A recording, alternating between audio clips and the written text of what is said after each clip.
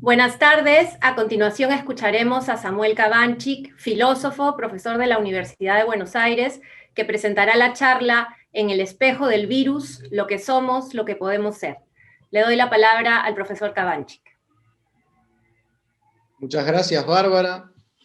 Comienzo por agradecer al profesor Miguel Justi por tan gentil invitación para compartir este espacio con ustedes, para poder estar comunicados a la distancia como estamos ahora.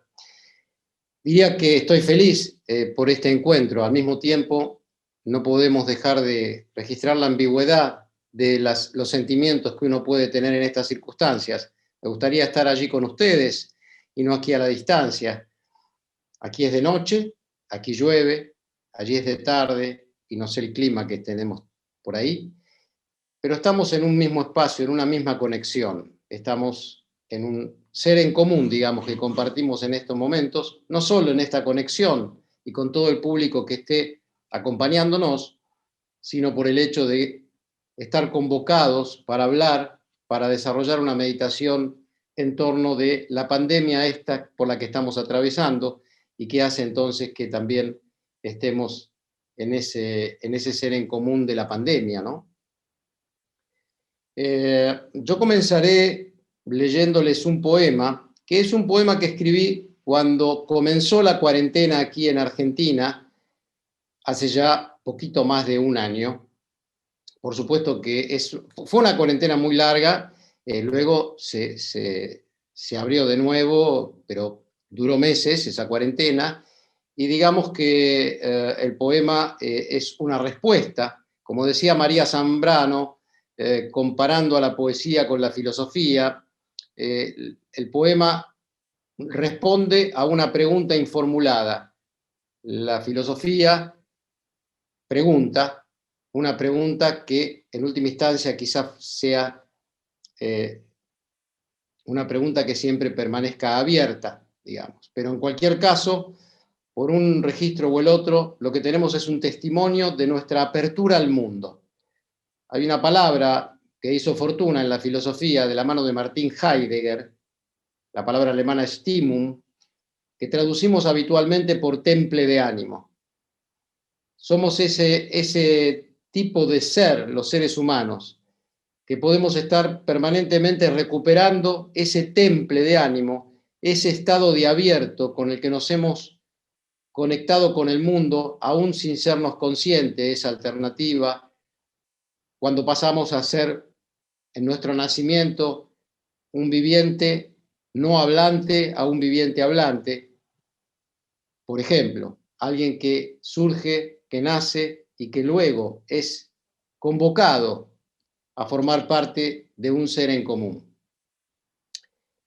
El poema se llama El aplazamiento y tengo entendido que ustedes lo tienen ante ustedes para leerlo a la medida que yo lo voy a su vez leyendo, probablemente debajo de mi imagen o arriba de mi imagen, no sé, en el Facebook, en el sector de comentarios. Como digo, el aplazamiento en tiempos de coronavirus. El aire está cansado, lo habita un color de presencias secuestradas, distancias medidas al sesgo de una interrogación, lentitud deshabitada de casas y calles en fuga. La ciudad es una ausencia que murmura la vida en los balcones.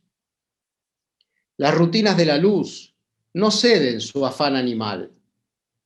Al natural se cumple el destino de otros ritmos, frenéticos, imperceptibles. Una forma secreta proyecta su noche sobre nuestras espaldas sin alas. El cielo se quedó sin cielo. Nada que decir en el país de las cosas últimas.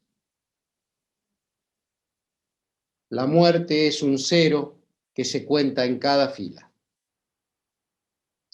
Escondidos, pero desnudos en nuestras máscaras uniformadas, fuimos llamados.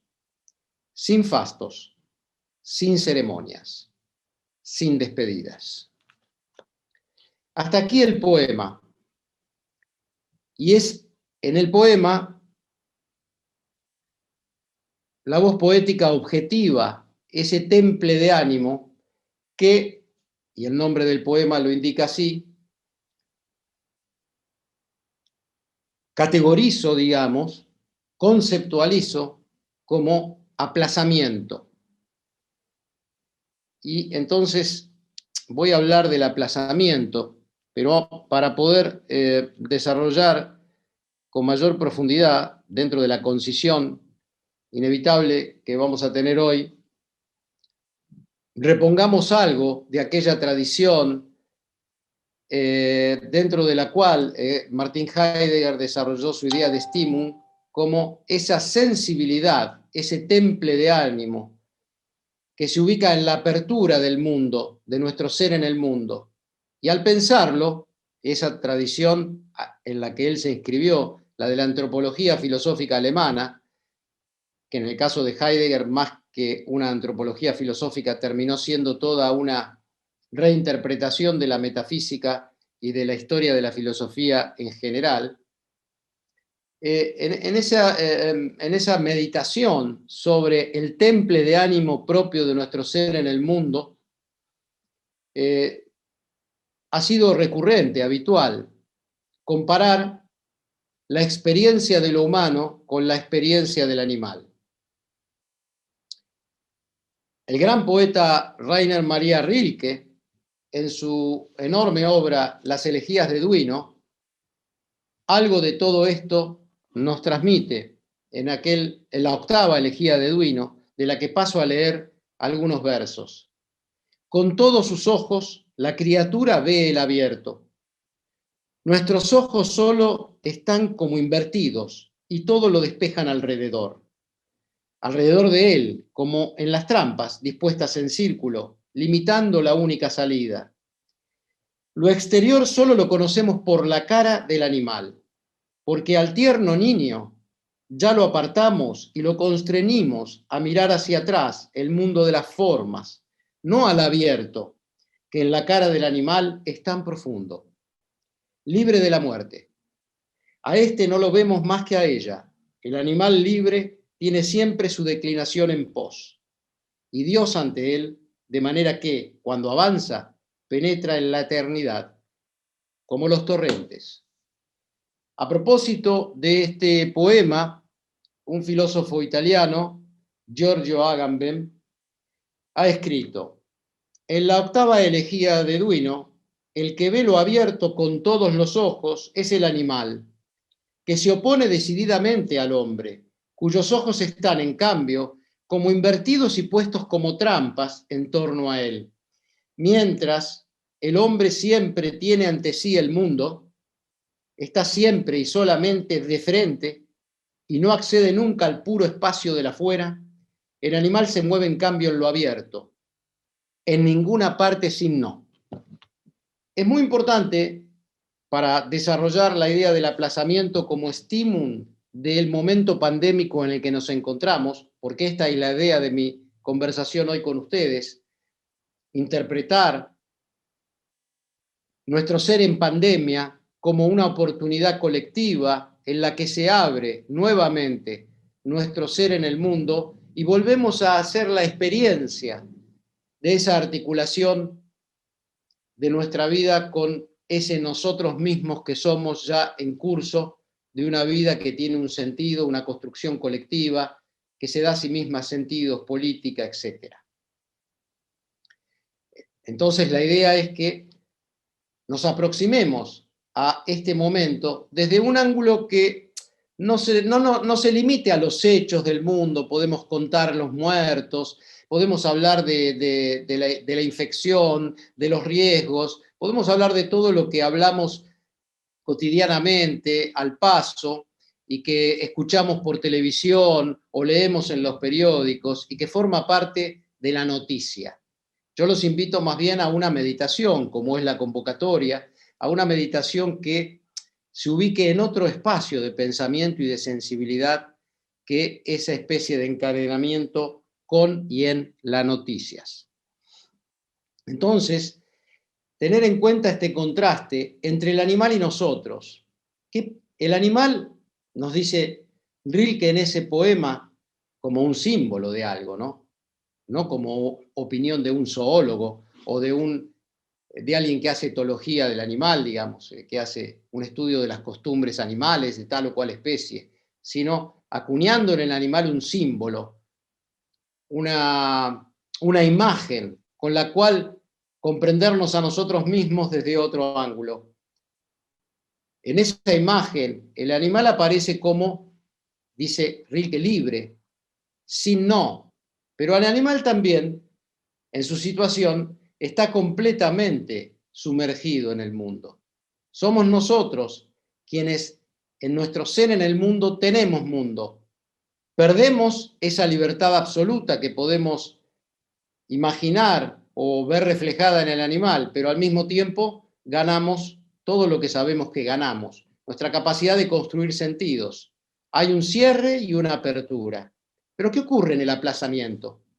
¿Cuál es el sentido que le podemos dar al aplazamiento como estímulo de lo humano, pero también el aplazamiento como estímulo de la pandemia, de este ser en el mundo en que nos encontramos hoy? Ustedes conocerán, o tal vez conozcan, un ciclo de novelas que escribió Jean-Paul Sartre, Los Caminos de la Libertad. La segunda de ellas se llama justamente El aplazamiento, y allí leemos la siguiente aseveración: la vida en el desierto no es más que una espera. Ese va a ser en adelante el hilo conductor de nuestra meditación. Entonces estoy sosteniendo y les he ofrecido, diríamos, un testimonio poético de esa estímula reencontrada en esta pandemia, ofreciendo una meditación sobre el aplazamiento como nuestro ser en el mundo. ¿Qué ocurre en el aplazamiento? Ocurre una espera en el desierto. Es como que estuviéramos viviendo distópicamente, como si estuviéramos en una especie de desierto. ¿En qué sentido? Lo veremos. Y analicemos, para guiarnos en esta idea de la espera en el desierto, tres contextos distintos en que usamos la idea de espera. Primer contexto: estoy esperando a alguien en una situación previamente orientada. Digamos que he hecho una cita con alguien y lo estoy esperando porque quedamos a determinado horario. Mientras tanto hago algo, hago tiempo. Me sirvo un café o una bebida cualquiera, miro el reloj, hay demora, no llega, pero todo mi ser en el mundo, en esa situación, está esperando una presencia concreta que se da al mismo nivel en el que yo estoy viviendo la situación. Espero a alguien concreto dentro de mi espacio-tiempo, tan concreto como puedo serlo yo para mí mismo, y todos mis proyectos, todas mis expectativas están tomadas, están recorridas por la espera de esa persona con quien me voy a encontrar. Ese es un primer contexto claro de qué significa esperar a alguien. Vamos al segundo contexto: esperar al Mesías. Ustedes saben que en la tradición judía, una de las fundamentales justamente rasgos de la tradición es la idea de esperar al Mesías, al ungido, al Salvador. Está muy claro que esperar al Mesías no puede ser comprendido de la misma manera que esperar a alguien con quien me voy a encontrar en el café. ¿Qué ocurre cuando espero al Mesías? Hay una indeterminación masiva de la situación.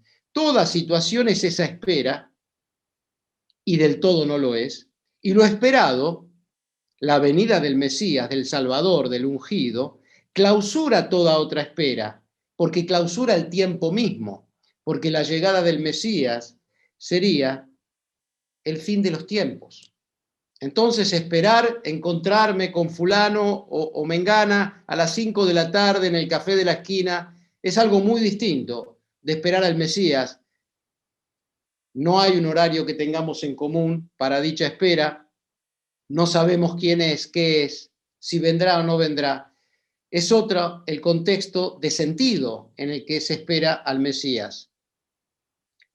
Vamos a un tercer contexto. En este tercer contexto hay un repliegue de la espera sobre sí misma. en ese repliegue de la espera hay una clausura para toda orientación. En el primer contexto, tengo una espera orientada. En el segundo contexto, aun cuando masivamente esa espera no orienta ninguna cosa en particular, porque cada quien sigue haciendo lo suyo mientras espera al Mesías, hay una heterogeneidad entre la espera del Mesías y lo que vamos cursando en la vida concreta que vivimos. Todavía hay una espera dirigida a un sentido, por ejemplo, el fin de los tiempos, o la salvación, o la redención de todo lo humano. Pero en este tercer punto, el del aplazamiento, justamente, ya se ha perdido toda orientación. La espera ya no espera a nada, ya no espera a nada ni a nadie. Conserva solamente la disponibilidad para la espera. Eso es lo que nos ocurre en el aplazamiento. En el aplazamiento, lo único que podríamos... ¿En qué estamos en el aplazamiento? Estamos en una indeterminación, una desorientación, un estar sin esperar, sin orientarnos, sin proyectarnos. El aplazamiento, asumido como stimum de nuestro ser en el mundo, es un espejo distópico de lo que somos, pero también una oportunidad para lo que podemos ser. Y eso que podemos ser es una exigencia y un desafío. Se trataría de reorientar la vida colectiva y política hacia el umbral en el que siempre estamos naciendo o muriendo. En ese linde o límite en cuya proximidad toda situación deja de reducir la espera a su sentido de inmediatez práctica. Porque en ese contexto, la espera, el contexto del primer sentido, en donde espero encontrarme con alguien a cierta hora en cierto lugar, solo se reproduce la espera como una cadena de esperas o desesperaciones. Por ejemplo, estoy desesperado porque no viene a la cita con quien me he citado. Se pierden los sentidos inmediatos que habían organizado mi día, mi hora, mi mundo. Pero eso es solamente todavía dentro de un encadenamiento práctico. Entonces, en esa proximidad que nos da el aplazamiento hacia ese ser en el mundo, pero de un modo distópico, por cierto, en este momento de la pandemia, es una proximidad que reinterpreta como pura inmanencia la espera del Mesías para intervenir como aplazamiento, esto es, un aligeramiento, una interdicción por la cual toda acción se representaría críticamente como un pasaje al acto. En esta stimum del aplazamiento, somos inducidos a retener el acto, a liberar de él lo más propio de nosotros mismos, la pura posibilidad, que es siempre una libertad. Por esta libertad llegamos a una comunicación con la imagen del animal de la que hablaba Rilke en la octava elegía de Duino, pero es otra libertad. Esa libertad en el desierto, que es la espera que no espera ni desespera, es la oportunidad de lo único que podemos hacer en el desierto. Lo único que podemos hacer en el desierto es sobrevivir, pero atravesándolo como si nos paseáramos por él. Recorrer nuestra propia vida como si entráramos en y saliéramos de ella, sin que haya verdadera entrada y salida, como no la hay en el desierto. Ser beduinos de nuestra propia vida, por así decir. Quienes habitan en el desierto son los beduinos. Claro que los beduinos tienen rutas, caminos, saben encontrar agua, organizan su vida en el desierto, viven en comunidad aunque estén aislados los unos de los otros. Ser beduinos de nuestra propia vida es recuperar de alguna manera nuestro ser en el mundo como algo virgen, como un espacio de libertad. Esa exigencia, ese desafío, es la exigencia y el desafío a partir del cual en esta meditación podemos reencontrarnos a nosotros mismos en medio de la pandemia. No quiere decir que no estemos deseosos incluso de volver al contexto 1, en donde espero a alguien para encontrarme en el café a las 5 de la tarde, o poder seguir esperando el Mesías, la salvación, el fin de los tiempos, pero también la redención de nuestra vida en la tierra. Y más profundamente aún que eso, si se me permite cierto gesto de irrespetuosidad tal vez para con la tradición, el aplazamiento. Aprender del aplazamiento que siempre estamos habitando en algún sentido, como beduinos en la vida, habitamos en un desierto, en donde tenemos que reinventarnos a nosotros mismos, compartir esa estímum de la que estamos hablando. Y Borges lo ha dicho muy bien en un poema que se llama, Jorge Luis Borges, ¿verdad? En un poema que se llama Fragmentos de un Evangelio Apócrifo, en el libro El Elogio de la Sombra, Elogio de la Sombra. De ese poema extraigo estos versos, estas líneas, con las que voy a finalizar mi exposición de hoy. Nada se edifica sobre la piedra, todo sobre la arena. Pero nuestro deber es edificar, como si fuera piedra, la arena. He ahí la convocatoria a recuperar en el aplazamiento al que nos ha obligado a nuestro ser en el mundo esta pandemia, en donde ni ya esperamos algo concreto, sí, esperamos que termine, pero no tenemos que esperar solo eso. Tenemos que permitir alojarnos nuevamente en ese desierto donde ese horizonte de libertad nuevamente sea posible para las construcciones de sentido colectivas. Digo como los beduinos, o como Borges nos indica, construir no sobre piedra, no nuevamente casas, edificios, cuevas, guaridas, protecciones, inmunidad frente al peligro, frente a los demás, que como en el poema que leí al comienzo, se aparecen como una amenaza porque contagian, etcétera, etcétera. No edificar entonces lo humano sobre la piedra, sino sobre la arena. Pero edificar, y este dice el poema de Borges, es nuestro deber. Esta es la exigencia, también el desafío. Edificar como si la piedra, como si fuera piedra la arena. Es decir, tomar el desierto como una oportunidad para construir nuevos sentidos. No porque vayamos a liberarnos de futuras posibles pandemias o porque haya un antes y un después en el modo de vivir lo humano con una pandemia. Recordemos que en la historia de la humanidad hemos tenido otras epidemias tremendas, como la llamada gripe española, que mató a más de 50 millones de personas, 60 millones de personas. Hay algo nuevo que encontrar en esta pandemia, pero es también lo de siempre, nuestro ser en el mundo, nuestra estimum compartida en el ser en común, esta que hoy pienso como aplazamiento, nuestro ser en la vida como si fuéramos beduinos de nuestra vida, libres, habitantes de un desierto, que con lo poco hacen todo, que construyen sobre la arena como construyendo sobre piedra. Muchas gracias. Muchas gracias al profesor Cabanchik. Quédense conectados porque en breves momentos escucharemos a la psicoanalista Adela Escardó, que nos hablará de el alivio de compartir en épocas de pandemia y otras verdades.